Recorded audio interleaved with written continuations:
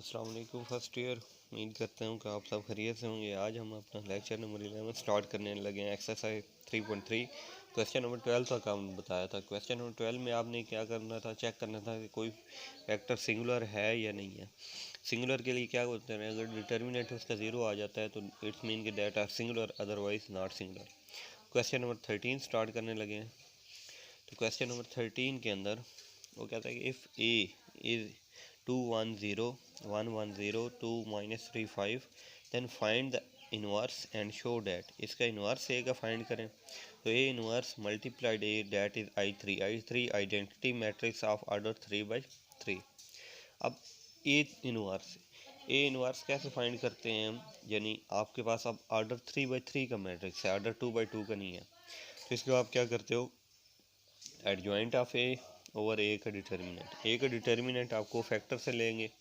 जैसे पहले आप लेते हैं फर्स्ट इंटीजर फिक्स, तो फर्स्ट रो और फर्स्ट कॉलम छोड़ दिया तो 1 0 -3 और 5 -1 into 1 0 2 5 +0 1 1 2 -3।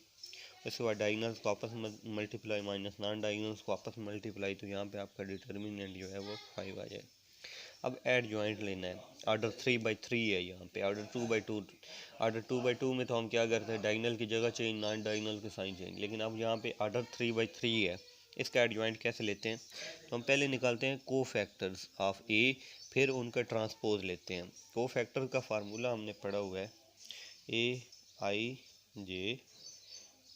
-1 I + j determinant of Mij। यानी अब को फैक्टर्स हमने निकालने हैं, यानी A11 A12 की वैल्यू, A13 की वैल्यू, A21 की, A22 A23 A23 A31 A32 A33, फिर इनका ट्रांसपोज लेना है, तो वो हमारे पास इनका एडजॉइंट आएगा। और अब A11 की वैल्यू इस फार्मूले से निकालनी है, I is presenting number of rose, J is presenting number of column -1 की पावर I + j, और फिर Mij। तो अब यहाँ पे को फैक्टर्स निकाल रहे हैं, पहले हम A11 के लिहाज से निकाल रहे हैं। A11 अब हमारे पास कौन सा इंटीजर बन रहा है, ये 2 बन रहा है। A11 के लिए अब आप A1 का मतलब है फर्स्ट रो फर्स्ट कॉलम। अब पहली रो छोड़ दोगे और पहला कॉलम छोड़ दोगे, पहली रो और पहला कॉलम छोड़ दिया तो -1 की पावर 1 + 1, पहली रो भी छोड़ दी, पहला कॉलम भी छोड़ दिया, पीछे 1 0, ये पहली रो भी छोड़ दिया हमने, पहला कॉलम, तो 1 0 -3 और 5, 1 0 -3 एंड 5। A12 के लिए आप पिक करोगे इसकी पोजीशन, तो A12 -1 की power 1 + 2, first row second column. अब ये फर्स्ट रो सेकंड कॉलम आपने छोड़ दिया, तो पीछे आप 1 0 2 एंड 5, 1 0 2 एंड 5। अब इस तरह A13 में -1 की पावर 1 + 3, अब फर्स्ट रो थर्ड कॉलम छोड़ दिया आपने, तो 1 1 2 और -3, 1 1 2 और -3। फिर इसको आप सिंप्लीफाई साथ साथ करें, A11 की वैल्यू, A1 -1 की पावर 1 + 1 2, यानी स्केयर हो जाएगा तो -1 + 1 में कन्वर्ट हो जाएगा, 5 1 are 5 -3 -0 डैट विल बी 5। अब -1 की पावर क्या हो रही है, 3 हो रही है, तो डैट विल बी माइनस, तो ये बार जो माइनस है ये -1 वाली है, ठीक है। उसके बाद -1 की पावर 4, अब 4 है तो -1 + 4 में कन्वर्ट हो जाएगी, डायगनल्स को आपस में मल्टीप्लाई माइनस नॉन डायगनल्स को आपस में मल्टीप्लाई। अब A21 में भी आप वही कर रहे हो, second row first column, second row ये A21 और फर्स्ट कॉलम ये आपने छोड़ दी ये चीज़, तो पीछे आप 1 0 और -3 5, 1 0 -3 और 5। अब पावर जो है 2 + 1 डैट 3, -1 आ जाएगा यहाँ पे, -1। अब 5 multiplied with that will be -5। इसके बाद A22 की value second row second column, A23 की value second row third column आपने छोड़ दिया, तो पीछे ये वैल्यूज, और उसके बाद A31 A32 third row first column, उसके बाद थर्ड रो सेकंड कॉलम, उसके बाद third row and third column. ये हमने A11 A22 A13 की वैल्यूज़ फाइंड कर ली हैं। अब हम इनकी जगह पुट कर देंगे। अब ये A11 की वैल्यू आ गई, A22 की, A12 की, A13, A21, A22, A23, A31, A32, A31। अब इसका ट्रांसपोज यानी रोज़ को कॉलम में कन्वर्ट कर दिया तो 5 - 5 5, ये रो कॉलम में कन्वर्ट हो गई। अब 5 10 8 और 1 0 0 1, ये अब एडजॉइंट ऑफ ए निकल गया आर्डर 3/3 का। अब इनवर्स में इनकी वैल्यूज़ पुट करते हैं। एडजॉइंट ऑफ ए ओवर ए का डिटर्मिनेंट 1/5 इसका डिटर्मिनेंट। अब ए इंटू ए इनवर्स, ए को ए से हमने क्या किया है, मल्टीप्लाई किया है। मल्टीप्लाई करने से ए इनवर्स मल्टीप्लाइड बाई ए, तो इनको मल्टीप्लाई किया तो यहाँ पे आपके पास आंसर जो है वो 5 0 0 0, इनको जब 5 से डिवाइड किया तो ये 1 0 0 1 0 0 1, ये आइडेंटिटी मैट्रिक्स आर्डर 3/3 का। उसके बाद वो कहता है क्वेश्चन नंबर 13 था।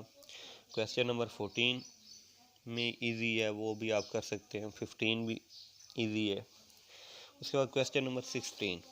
क्वेश्चन नंबर 16 में कहता है ए की वैल्यू आपको गिवन है, उसके बाद वेरीफाई डैट ए का इनवर्स और फिर उसका transpose that is equal to A का ट्रांसपोज और इनवर्स।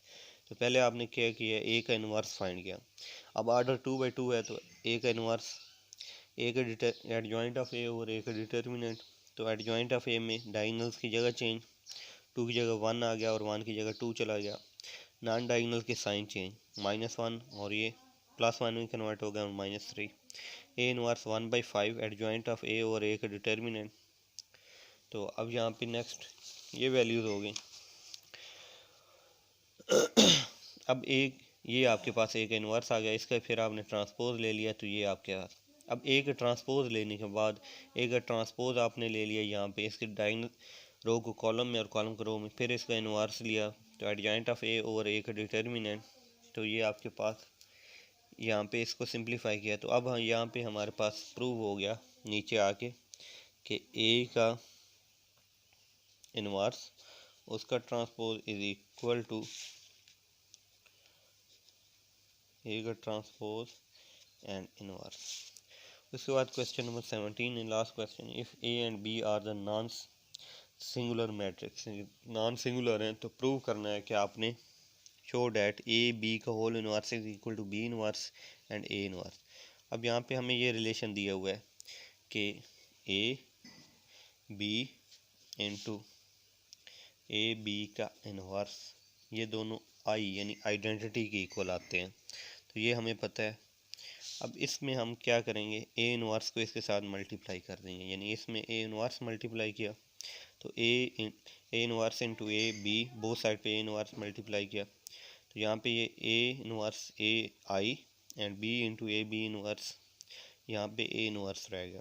फिर इसको बी इनवर्स से मल्टीप्लाई किया, B inverse into B into A B, तो B inverse into A inverse, तो यहाँ पे ये आपके पास प्रूव हो जाता है। उसके बाद सेकंड पार्ट में भी ए इनवर्स का होल इनवर्स डैट इज़ 1, तो अब we know that A inverse into A inverse का होल इनवर्स। अब ए का इनवर्स है फिर उसका इनवर्स लोगे तो वो ए की इक्वल खुद ब खुद आ जाता है कि ए का उल्ट लिया फिर उसका उल्ट दिया तो वो ए आ जाता है। तो इसमें वो कहता है ए inverse into A inverse that is a. अब दो साइड पे ए को मल्टीप्लाई किया तो डैट इज ये अब ए इंटू ए इनवर्स आई, क्योंकि ए और इनवर्स को हम लिखेंगे 1/a, तो ये cancel A inverse whole inverse, तो ये हमारे पास यहाँ पे प्रूव हो जाता है।